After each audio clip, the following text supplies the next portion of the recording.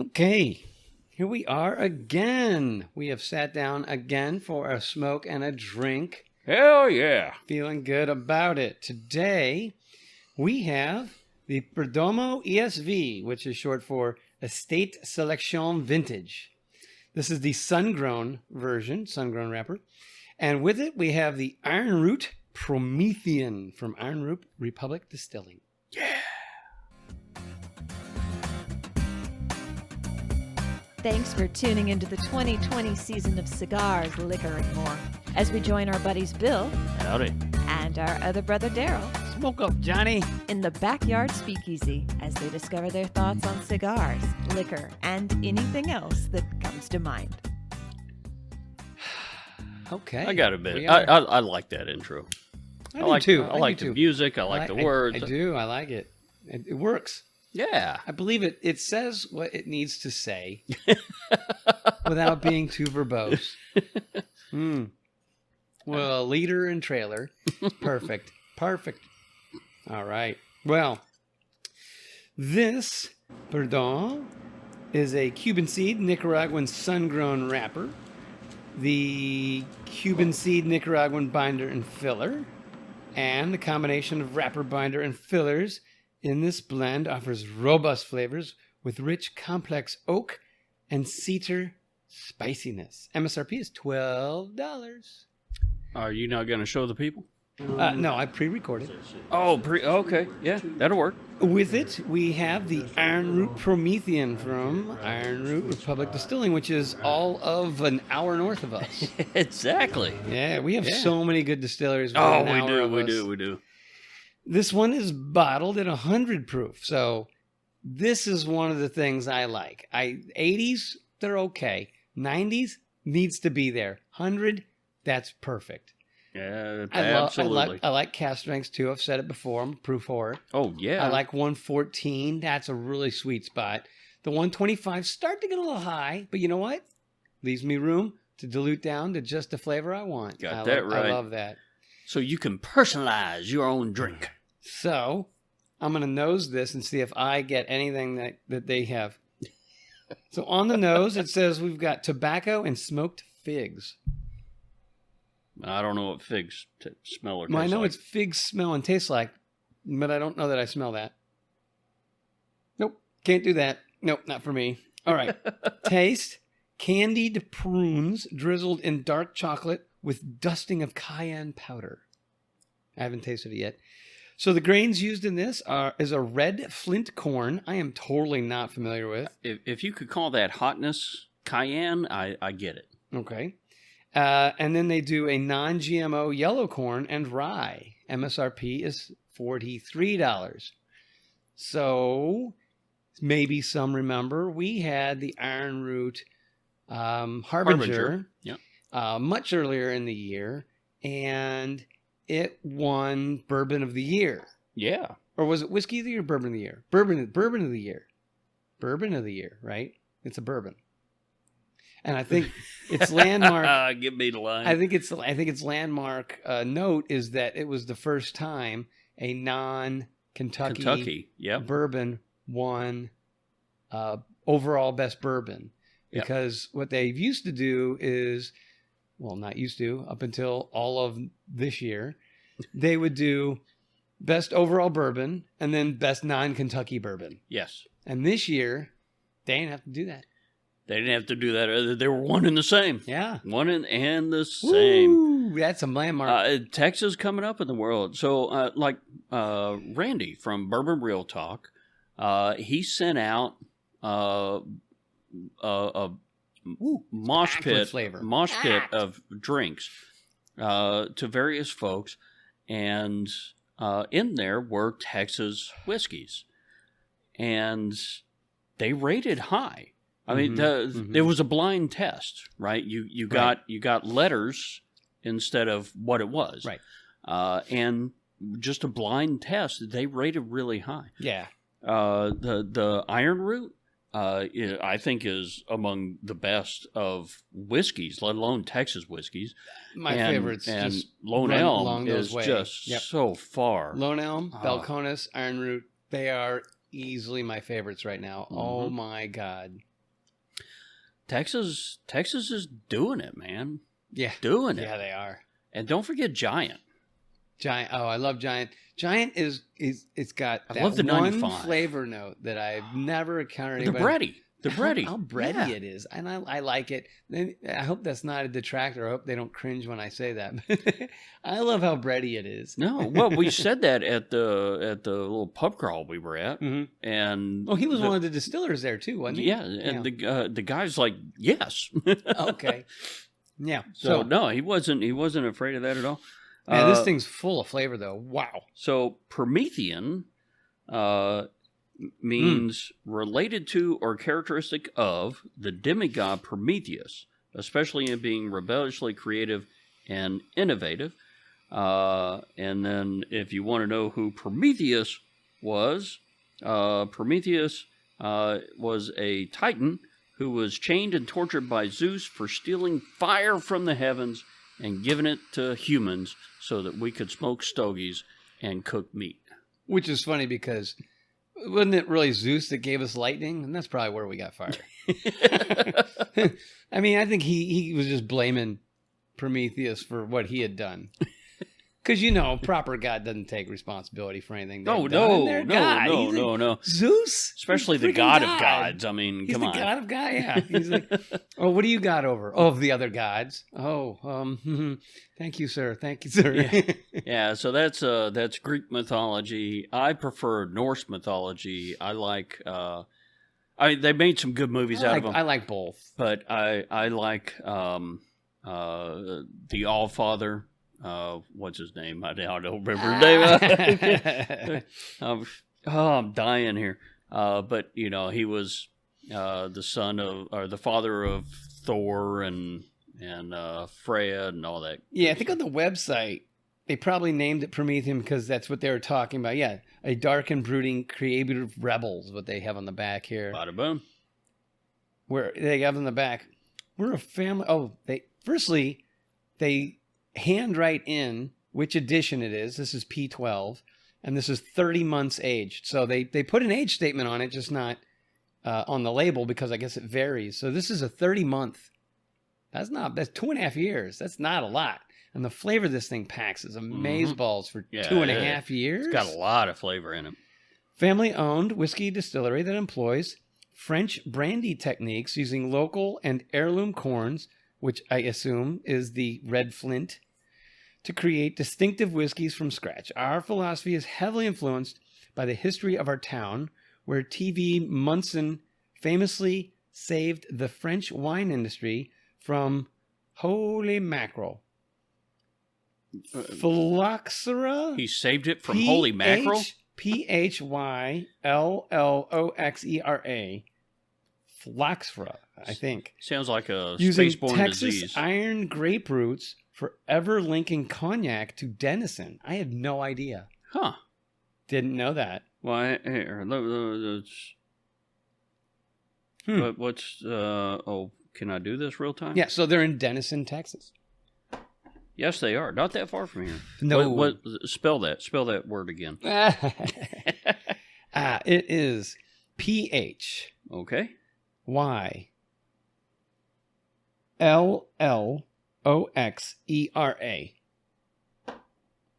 I had no idea that we in a Denison... plant louse that is a pest of vines. Ah. There and we so go. I guess that learning definitions of things from liquor bottles. Gotta love it. I think I'm already liking this combo. So I've had the SV several times before. Mm-hmm. We bought a box of them when... at the Perdomo event. Where Nick himself shook Nick, our hand and said, so nice. Good cigar. Actually... Such a nice guy. I asked him what I should buy. I'm like, will you make a suggestion? I didn't do that. He asked me, what do you want? And I said, I want a box of these. So this is already going very well together. I like these two. So the cigar, this is a powerful flavor. This is a very strong flavored liquor. Yes, it is. And this is a medium bodied cigar, but the Sun Grown I think adds more to it than the Connecticut would. I think the Connecticut would be too weak. I'll try it again with the Maduro because I'm Maduro. Yeah, you're a Maduro fan. I'm a Maduro fan. Yeah. So, but we'll let more know later. That's so on the Iron Root though.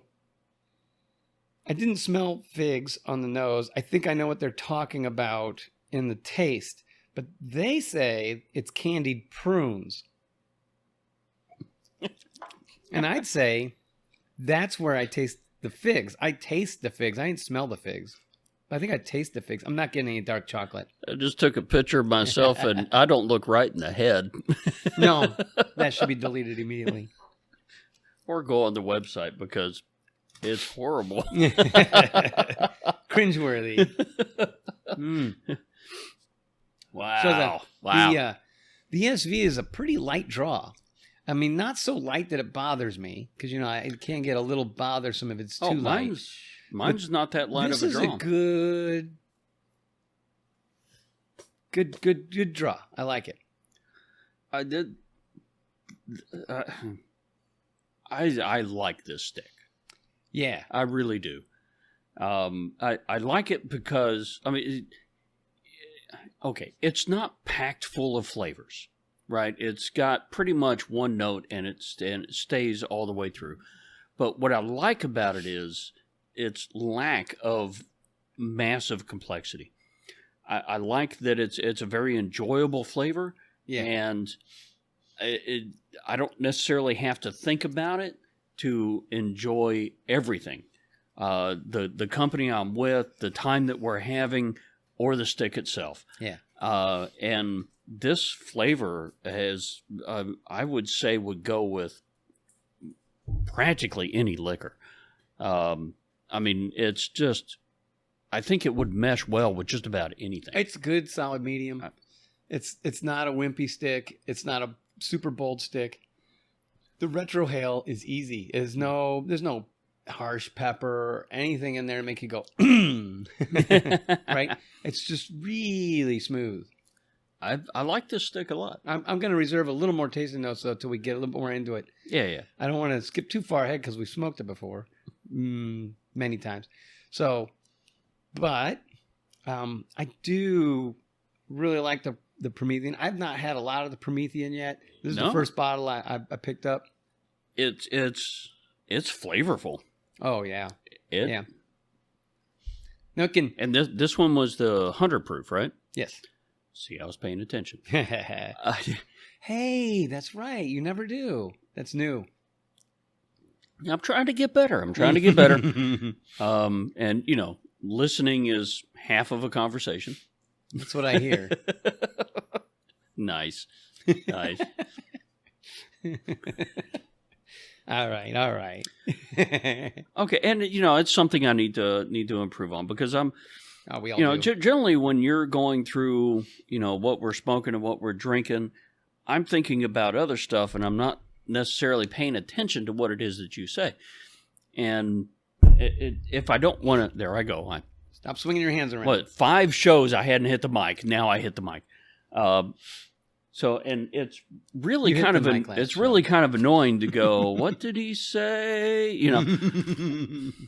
I should pay more attention when you're doing that stuff so I don't have to refer to the notes later. Maybe we're getting into like a meeting mode where you just wait till you hear your name before you listen. God, isn't that so true? I'm going to check out until someone says my name. I've got work to do. And then they say, yeah, Bill, what do you think about that? Could you rephrase that, please? I don't think you were talking loud enough. Could you repeat that in a sentence? Could you phrase that in the form of a question?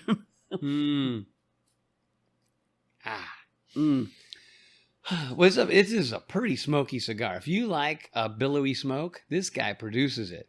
It puts them out, but it's not. Yeah. It's not an overly heavy smoke. It's voluminous though. From the lights, it's got almost kind of a blue tinge to it. It does. It's really kind of cool. Anyway, I don't know that everybody's going to be able to see that. Yeah, maybe that's the copper. So, the band.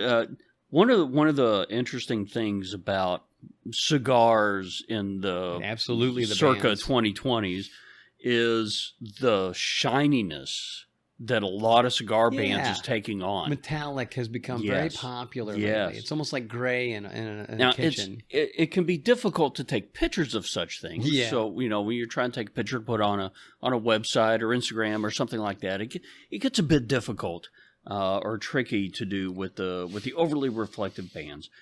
But overall, I really like it. And it's not cheap to do reflective. No, or iridescent or any of that. Know. So it adds a little extra pop, and it's embossed. Mm-hmm. I mean, this is not an inexpensive band either. No, it's very nice. No, it's embossed in many places. I'm not very just proud of you for saying band and not rapper. I know, me too. I went out of my way. You thought about it before you said it. That's why you paused a moment. It is. It's almost like you were listening. Shocker! So something that came through my email, came to me via email. Sure, let's go with that. Whatever the phrasing is. And Uber is selling their self-drive portion of their business. They're giving up, huh? You hit one person. Not they're not necessarily giving up because I think it's a chief technology officer is going to be on the board, and they're investing millions of dollars along with this. So I mean, they're one of the reasons Uber got into the self-driving business was because that's a way of cutting costs. Oh yeah, in the long run, it's a way of cutting costs because you don't have to pay somebody. And then you don't have to argue about whether or not they're an employee. Yeah, that too. So Uber is selling its. I did not put down the source of this article. That's all right. I hate it when I do that. So Uber is selling its driverless car subsidiary to startup Aurora Technologies. Yeah, I've never heard of them. Abandoning a unit that Uber's founder once hailed as critical to the future of the firm.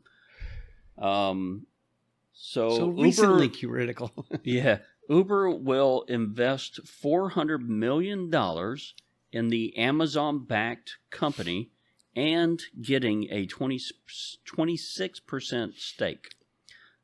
Chief Executive Dara, I'm going to mess this up, and I apologize in advance. Krozowski? Gotcha. Washi?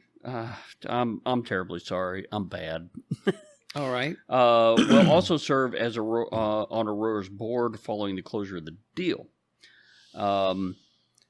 So for Uber, this is going to help their profitability a little bit, especially after having a crash. But yeah, the deal with Aurora. This is another quote from the article. The deal with Aurora values Uber's advanced technology group at roughly $4 billion, down from $7.5 billion it was estimated at last year. Oof. It is expected to be completed in the first 3 months of 2021. Aurora, led by veterans of driverless car efforts at Google and Uber, says it has previously received significant investment from Amazon, which is known to be exploring the possibilities of driverless delivery vehicles. And South Korean car maker Hyundai has also backed Aurora. And Aurora has 4 offices in the U.S.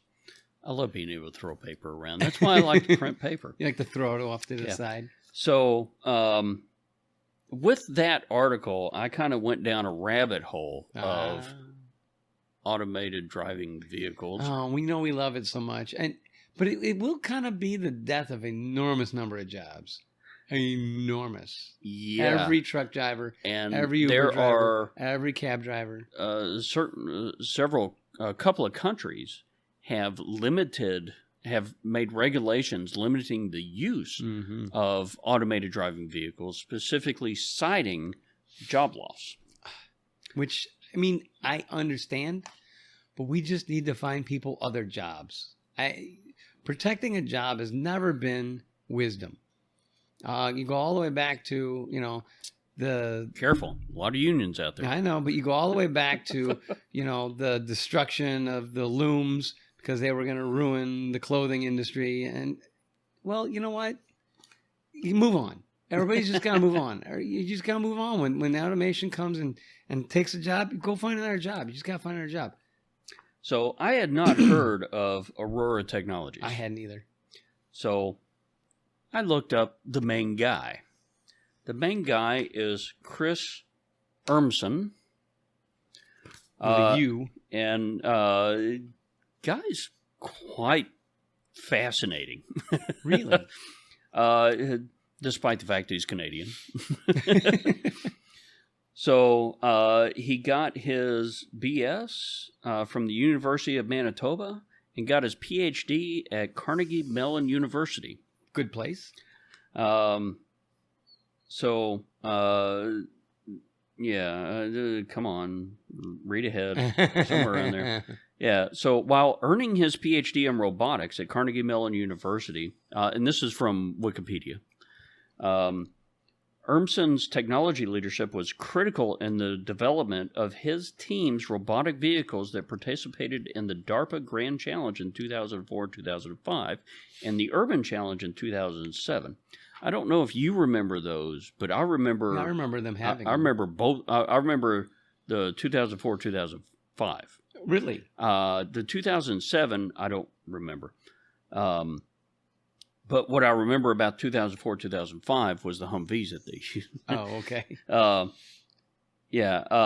And he was one of the original leaders of Google's self-driving car project, which has been spun off into Waymo, W-A-Y-M-O. Oh, I've heard of that. When they split into Alphabet, yeah, Google went under Alphabet, and Waymo is under Alphabet as well. So this guy has been kind of in the 2000s, starting in the 2000s era. This guy has kind of been, right there as far as self-drivers go, and robotics in general.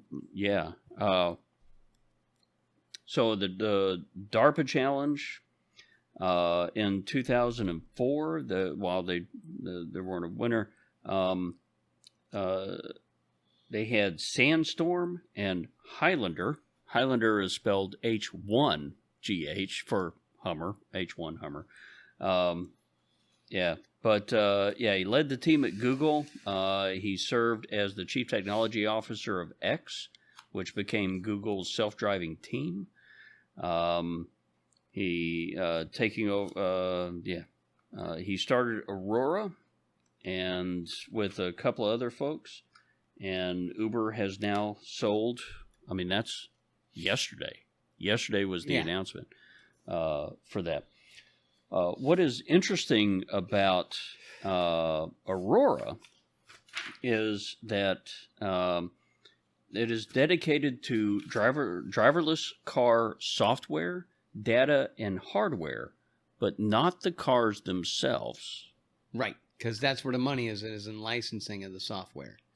As Microsoft found out. Which is what I also said about Elon Musk, is he doesn't make cars. He makes batteries and software to drive cars. Yes. That's what he makes. He makes money. So Urmson, under the company Aurora, aims to apply machine learning to the motion planning and perception components of autonomy simultaneously. So you have machine learning and planning all together. Well, I mean, yeah, it has to be, right? Planning is learning. It's not reaction. Right. It's thinking ahead. Right. So when you have somebody bicycling down the street, what's that bicyclist most likely to do? Right. So thinking ahead. Well, I think... Which is what you have to do as a driver. We mentioned it earlier, and, actually, why don't we, since we're into the cigar, why don't we talk about the cigar and take a break? So, nice, easy draw, great flavor. Like you said, single flavor, kind of. But there's like spices in it that make it not boring. So it's not like, it's just wood. Oh, no. Leather. Yeah, it's not boring at all. But it's it's a kind of a melding of flavors, but it's pretty much that flavor all the way through. Yes, yeah. And it's really nice. It's really smooth. And I really like it. So I'm trying to describe it. It's almost a vanilla. It's almost got a vanilla flavor. It's very mellow. It's not approaching cocoa, but it's like a vanilla in that kind of area. It's like a baking flavor. And I really do like it. You? It's a good stick. It's a good stick. And this Promethean, just very easy retro too. No pepper. Just you get more of that same spice and seasoning. That's just really nice. This is a really good stick. Probably my favorite stick since the champagne. And we know you like the champagne, which luckily they kept. Yes, they got rid of the noir, but they kept the champagne. Thank God. All right, we'll be right back after a brief moment. Bada boom. Enjoy the any time of the day cigar. Drunk Chicken cigars are nub-alicious. So good you'll smoke it to a nub. You can get 10% off your order at drunkchickencigars.com by using the promo code CLM2020. All right, here we are. Back again. I keep losing my ears. But I really love the flavor of the cigar. It's going great. And the Promethean is wonderful. It is a lot of flavor. It can shock the palate initially.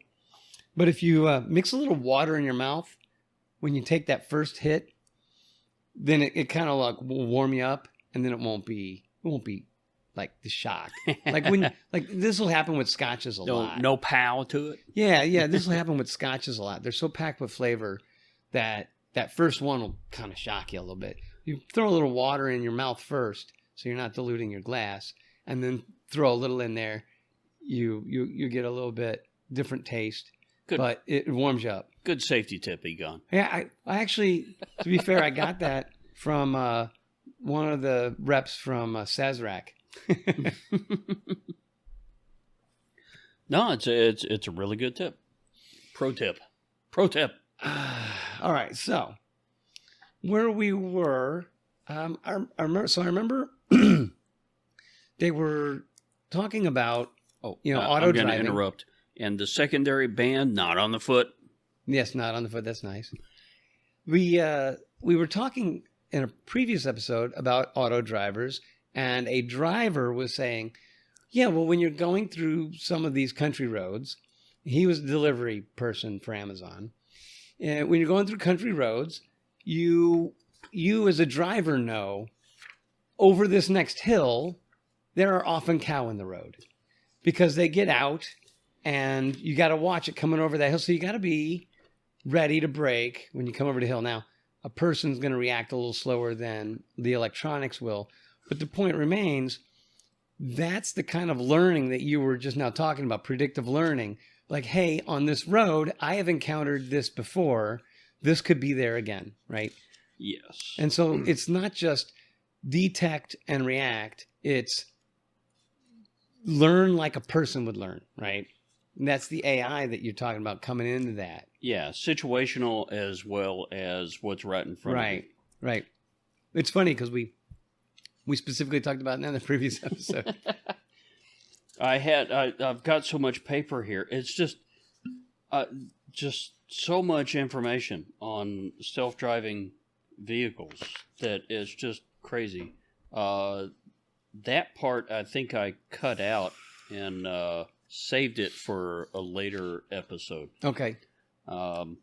I'll mention it briefly, but yeah. So some companies have found out that specifically animals, predicting for animals, noticing animals, can be maybe difficult. Deer, for instance. So yeah, deer or elk.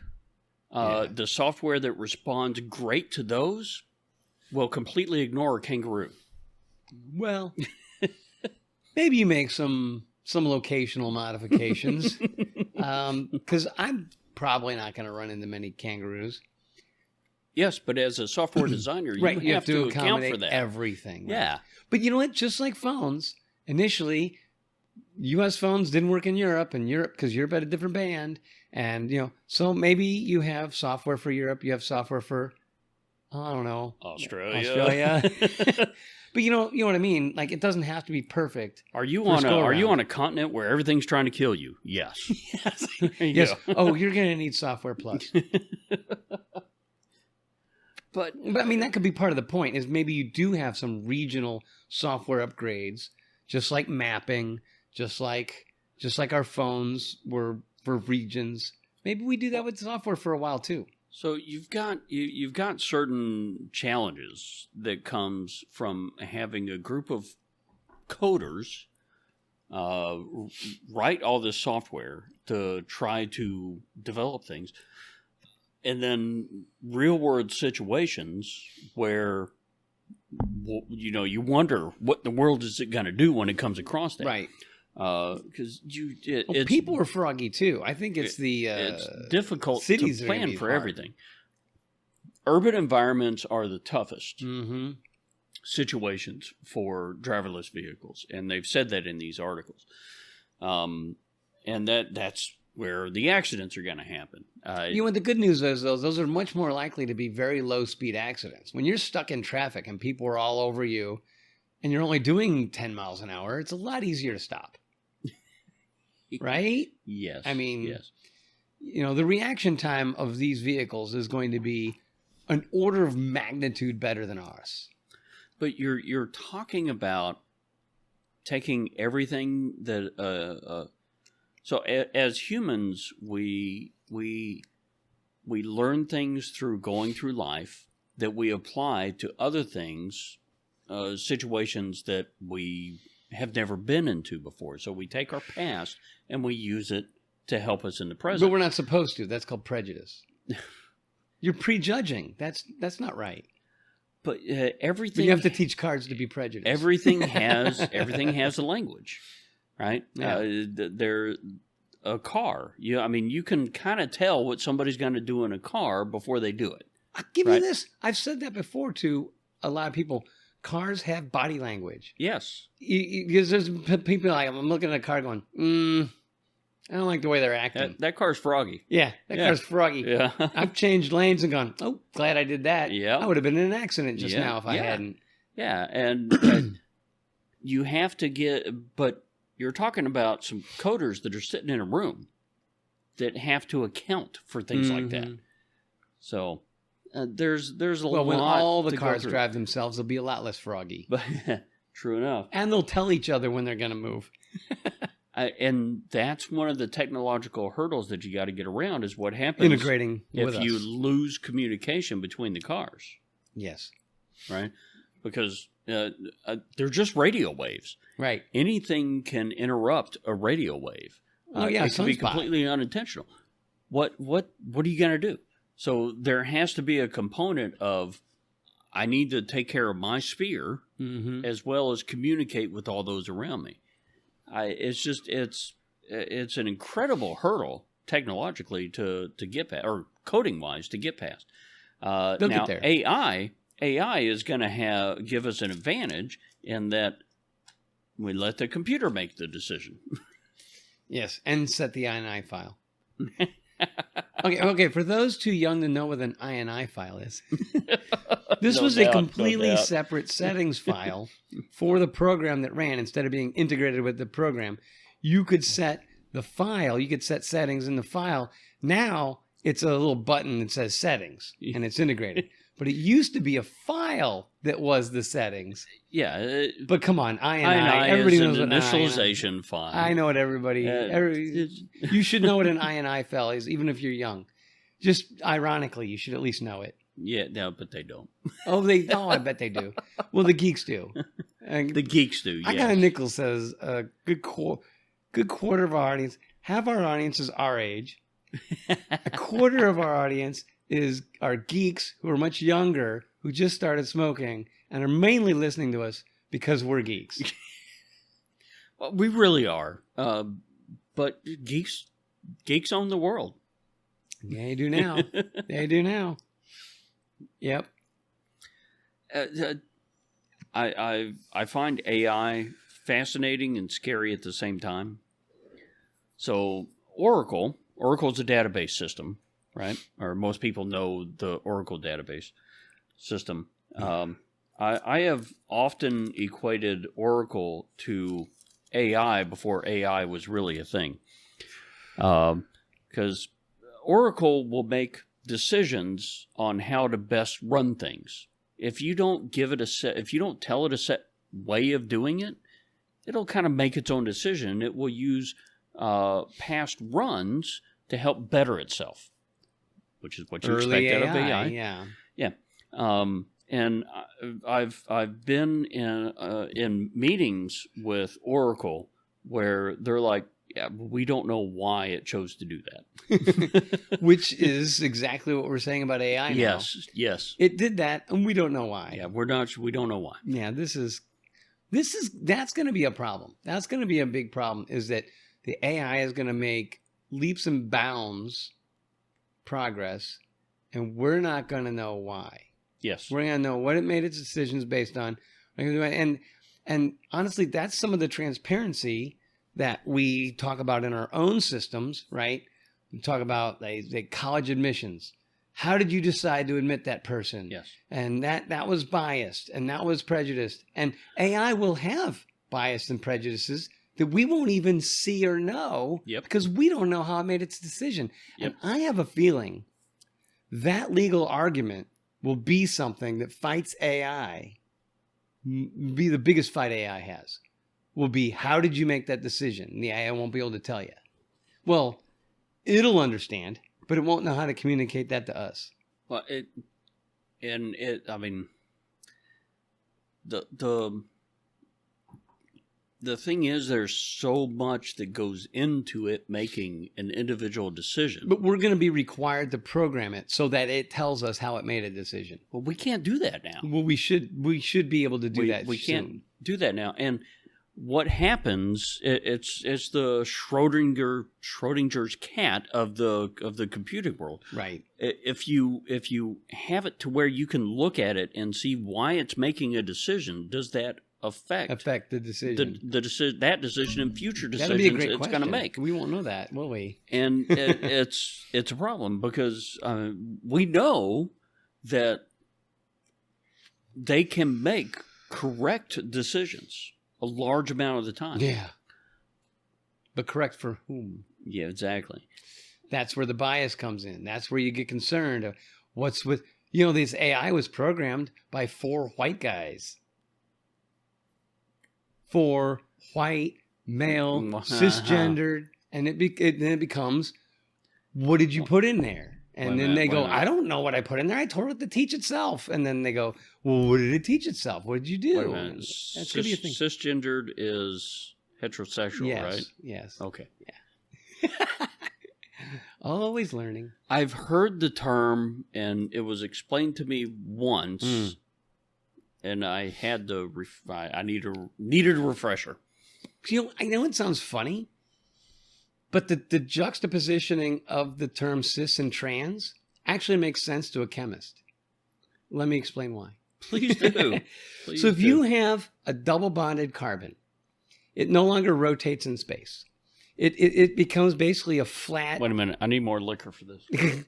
It becomes a flat molecule. So like...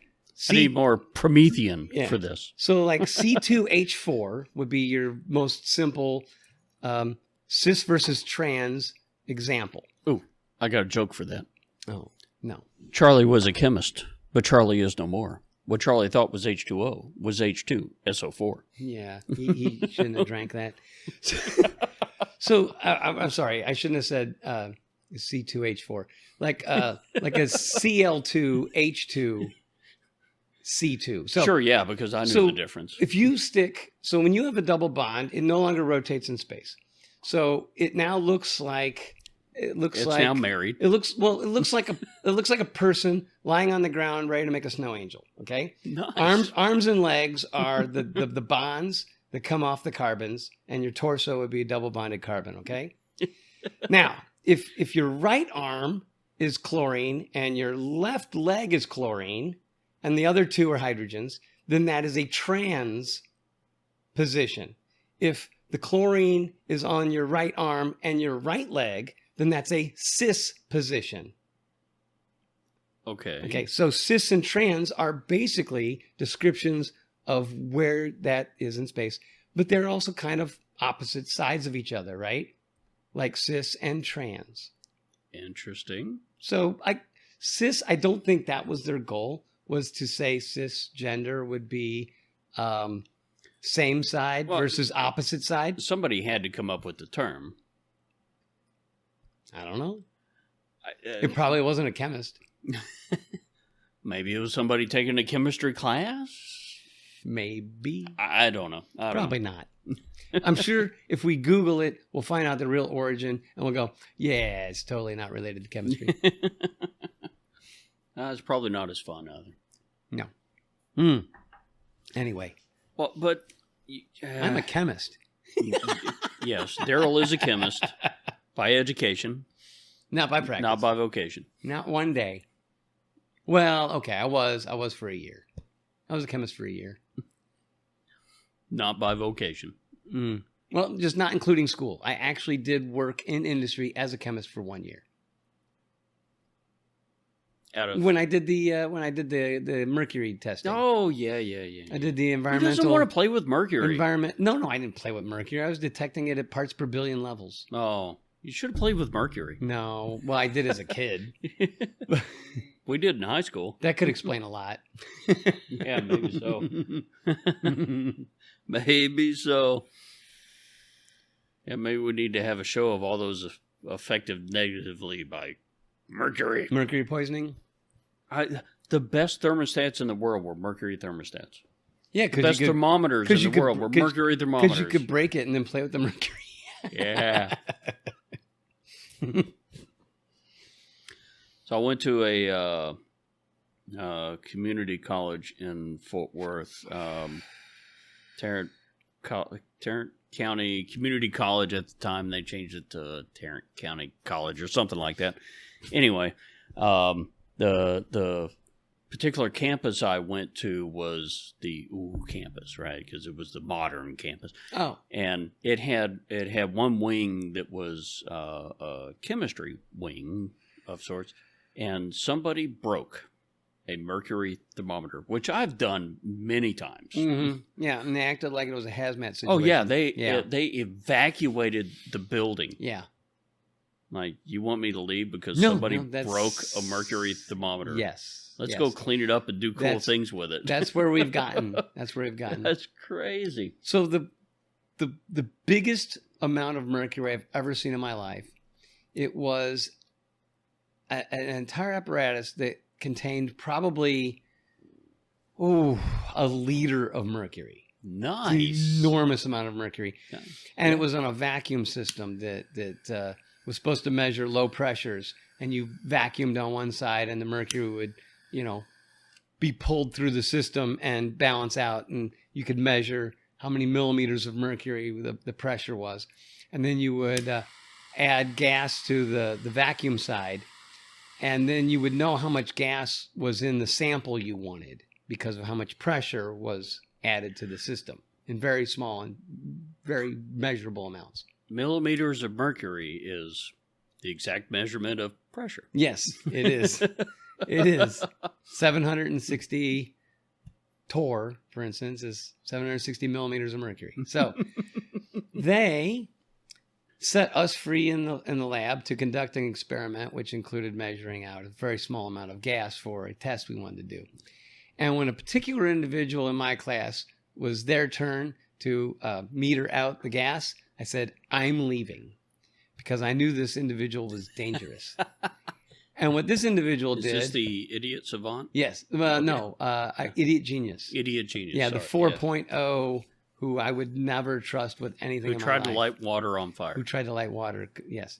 So I left, and it was not more than 5 minutes later, I got word that we were all evacuating the building.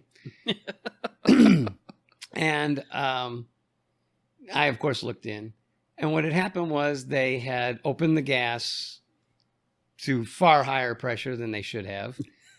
And it spewed mercury. It was a mercury fountain. That's fabulous. There was at least, I don't know. And that wasn't in the day of cell phones where people could video it readily. No, it wasn't. It wasn't. Yeah. Well, there was an enormous amount of mercury on the floor and everywhere. Awesome. Everywhere. It'd have been awesome. Yeah. It was funny.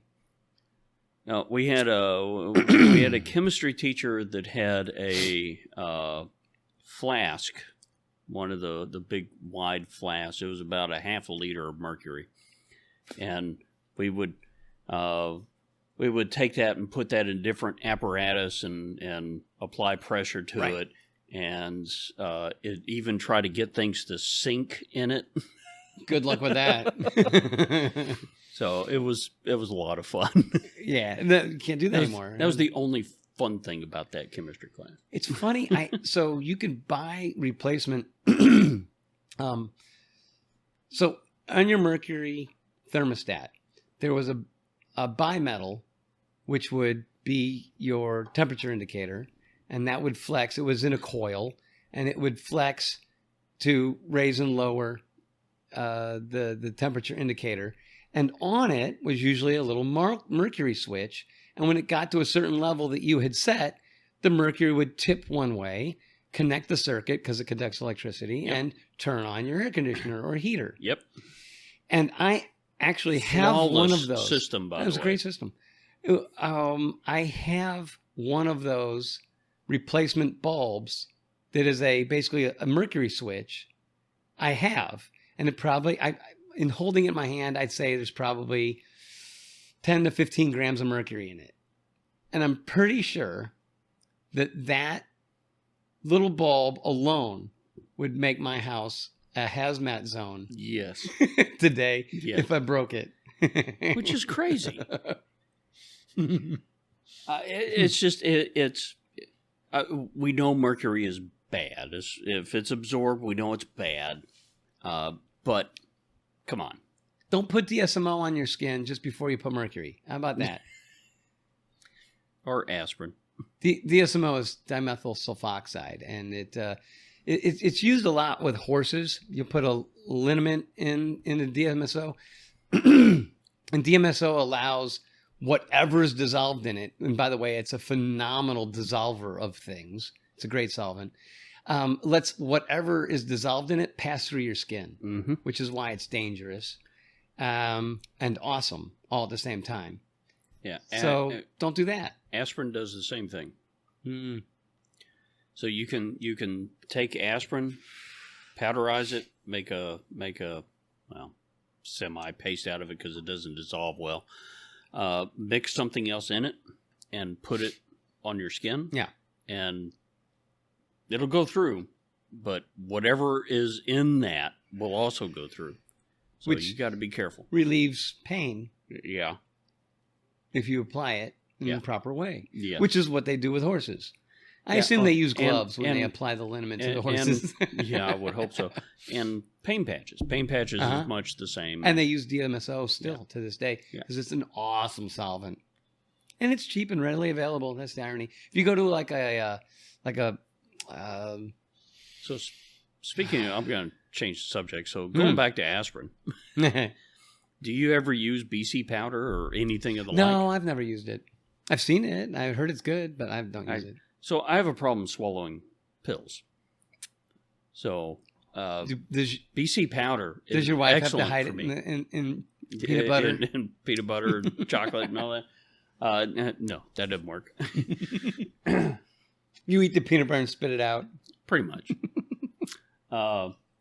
But BC powder is great because you put it on your tongue, take a swig. Put it under your tongue. And I put it on my tongue and just force the water straight down, and it goes down with it. Oh. If you put it under your tongue, things absorb much better under your tongue. A lot of meds are absorbed under your tongue. You put it under your tongue. Yeah, but if you... BC powder tastes like hell, right? When I put it under my tongue, I got little grit pieces all over my mouth after that. Wasn't it insanely bitter as well? Well, it's aspirin. It doesn't taste good. Yeah, it's insanely bitter, right? But you've got not only aspirin, but you've now got Excedrin-like stuff. So yeah, Excedrin, there you go.